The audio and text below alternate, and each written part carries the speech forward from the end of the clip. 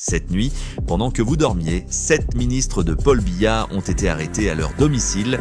September, pas un, pas deux, 7 ministres du gouvernement camerounais, arrêtés par les services secrets de Ferdinand Ngongo. Accusation, trahison, haute trahison, ils travaillaient secrètement avec Issa Chiroma Bakary. Ils passaient des informations sensibles à l'opposition.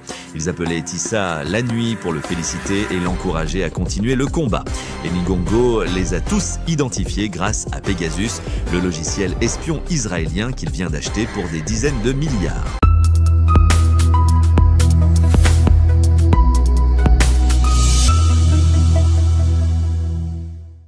Ce qui vient de se passer cette nuit au Cameroun est historique, c'est la plus grande purge du régime Biya depuis 43 ans et ça confirme une chose terrifiante, le régime est en train de s'autodétruire.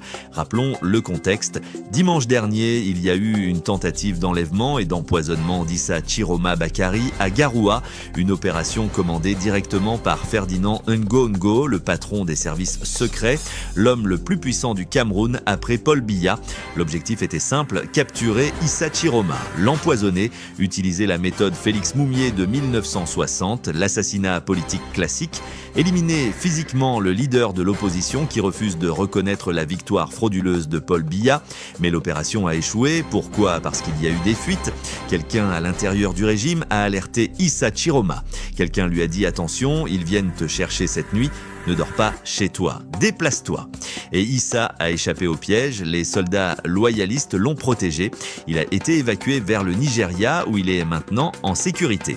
Et Ngongo est devenu fou furieux parce qu'il s'est rendu compte qu'il ne contrôle plus rien, il ne contrôle plus ses propres ministres, il ne contrôle plus ses propres généraux. Il y a des taupes partout dans le régime, des gens qui travaillent secrètement pour Issa Chiroma.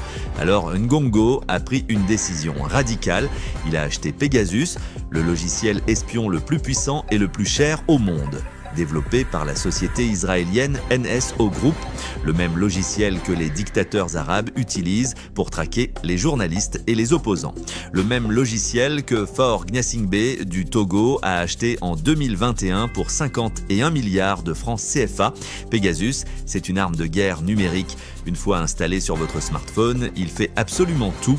Il lit vos messages, WhatsApp, Telegram, Signal, même ceux que vous avez supprimés. Il écoute vos appels téléphoniques en temps réel. Il active votre caméra et votre micro à distance sans que vous le sachiez. Il récupère tous vos mots de passe, toutes vos photos, votre géolocalisation minute par minute. C'est Big Brother dans votre poche. Et Ngongo a utilisé Pegasus pour espionner tous les ministres de Paul Biya, tous sans exception. Il a installé ce logiciel sur leur téléphone à leur insu et il a écouté, il a lu, il a enregistré pendant des jours et il a découvert l'impensable. 7 ministres du gouvernement de Paul Biya travaillaient secrètement avec Issa Chiroma Bakary, 7 ministres qui publiquement soutenaient Paul Biya, qui participaient aux réunions du gouvernement, qui défendaient le régime à la télévision, mais qui, la nuit, appelaient Issa Chiroma, qui lui passèrent des informations confidentielles, qui lui donnaient les plans du régime, qui le prévenaient des opérations contre lui, qui l'encourageaient à tenir bon. Ngongo a tout enregistré, les conversations téléphoniques, les messages WhatsApp, les emails, les géolocalisations montrant qu'ils se sont rencontrés secrètement avec des émissaires d'Issa Chiroma, tout. Il a constitué des dossiers complets sur chacun des 7 ministres, des preuves irréfutables de trahison. Et hier soir, après l'investiture désastreuse de Paul Biya, où les rues de Yaoundé étaient complètement vides et où le peuple a boycotté massivement la cérémonie, Ngongo a décidé de frapper fort, d'envoyer un message à tous ceux qui pensent trahir le régime. Vers 2 h du matin cette nuit, des convois de pick-up blancs des services secrets se sont déployés simultanément vers 7 domiciles de ministres à Yaoundé. 7 équipes, 7 opérations synchronisées. Les agents du DGRE, la Direction Générale de la Recherche Extérieure, les services secrets de Ngongo ont défoncé les portes. Ils ont sorti les ministres de leur lit, devant leurs femmes, devant leurs enfants terrorisés. Ils les ont menottés, ils les ont jetés dans les pick-up et ils les ont emmenés vers une destination inconnue.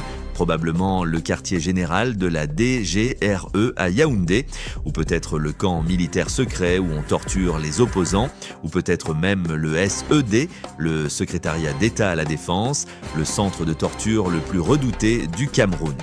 Les 7 ministres ont disparu. Leurs téléphones sont coupés. Leurs familles n'ont aucune nouvelle, aucune communication officielle du gouvernement, aucun communiqué. Rien, le silence total, comme si ces 7 personnes n'avaient jamais existé. C'est la méthode classique des dictatures. La disparition forcée, tu n'existes plus, tu n'as jamais existé et personne ne peut rien dire parce que si tu protestes, tu disparais aussi. Qui sont ces 7 ministres ? Les noms ne sont pas encore officiellement confirmés, mais selon nos sources, il y aurait au moins 2 ministres du Grand Nord, ce qui expliquerait pourquoi le Grand Nord s'est rebellé massivement contre Paul Biya, pourquoi ils ont coupé l'approvisionnement en viande de Yaoundé, pourquoi ils ont rejoint les villes mortes, parce que même des ministres originaires du Nord, qui sont censés être les alliés historiques de Paul Biya, ont basculé du côté d'Issa Chiroma. Il y aurait aussi au moins un ministre francophone du Sud, ce qui montre que la rébellion traverse toutes les régions, toutes les ethnies. Il y aurait également 1 ou 2 hauts gradés militaires arrêtés en même temps que les ministres, des généraux, des colonels, des gens qui commandent des unités entières de l'armée camerounaise.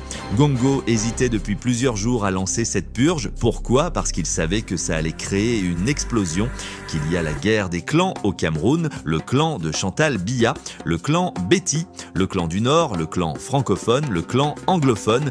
Tous ces clans sont en équilibre fragile. Si Ngongo arrête 7 ministres d'un coup, ça va déclencher une guerre interne. Les clans vont s'accuser mutuellement. Les alliances vont exploser. Le régime va imploser de l'intérieur. Mais hier soir, après l'humiliation de l'investiture boycottée par le peuple, Ngongo a décidé qu'il n'avait plus le choix, qu'il devait montrer sa force, qu'il devait terroriser tous ceux qui pensent trahir. Alors, il a frappé. Et maintenant, qu'est-ce qui va se passer ? D'abord, les autres ministres sont terrorisés parce qu'ils savent que Pegasus est installé sur leur téléphone. Ils savent que Ngongo lit tous leurs messages, écoute tous leurs appels, suit tous leurs déplacements. Ils ne peuvent plus faire confiance à personne, ils ne peuvent plus parler librement, même dans leur propre maison, parce que Pegasus active les micros à distance, même quand le téléphone est éteint. C'est la paranoïa totale. Le régime Biya est devenu une prison pour ses propres membres. Ensuite, les familles des 7 ministres arrêtés vont saisir les réseaux sociaux. Elles vont alerter la communauté internationale. Elles vont dénoncer les disparitions forcées.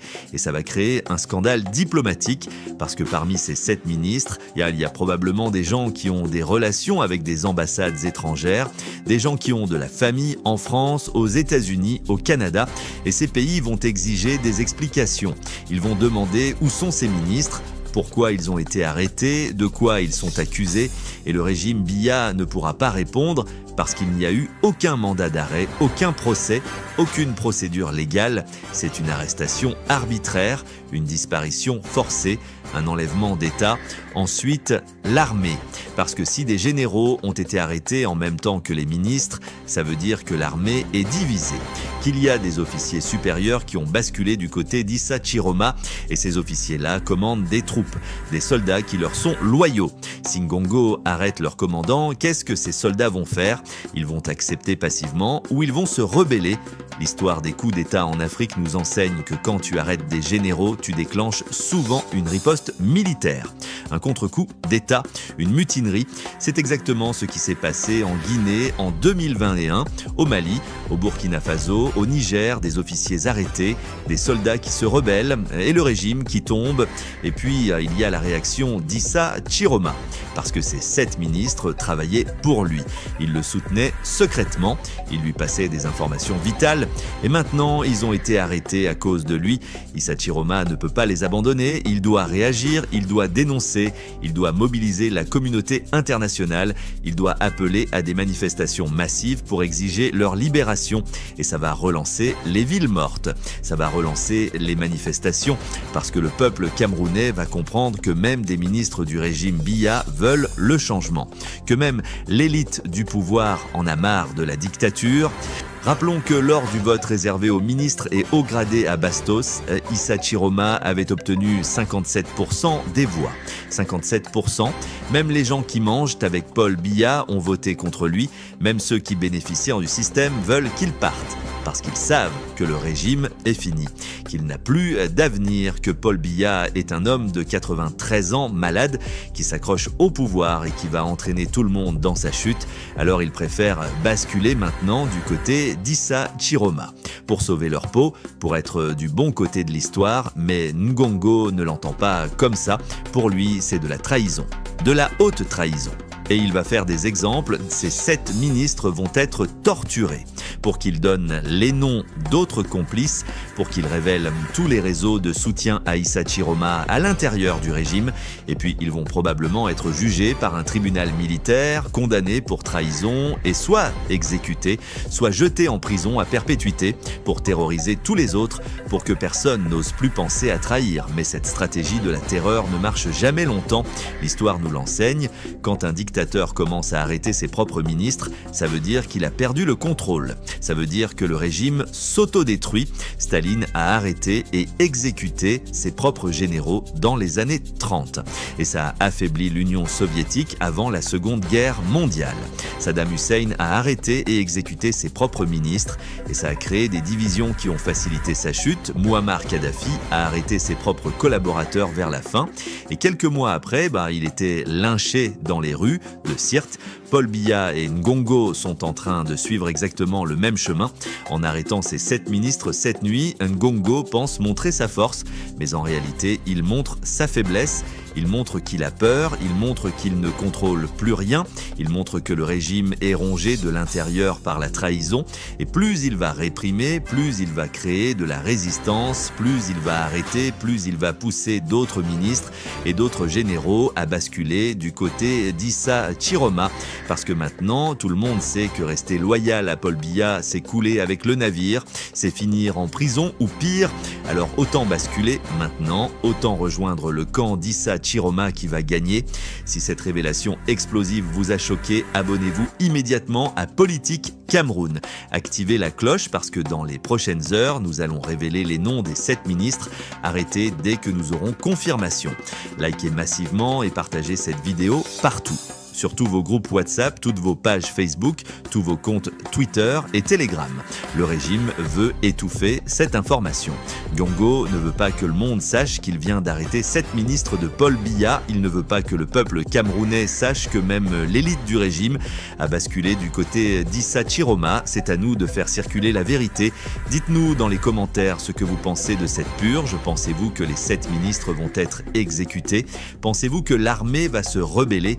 Nous lisons tous vos commentaires. Je vous dis à très bientôt pour de nouvelles révélations sur les noms des ministres arrêtés et sur la réaction d'Issa Chiroma. Le régime Biya s'effondre sous nos yeux et cette fois, c'est irréversible. Vive Issa Chiroma, vive le Cameroun libre, vive la démocratie.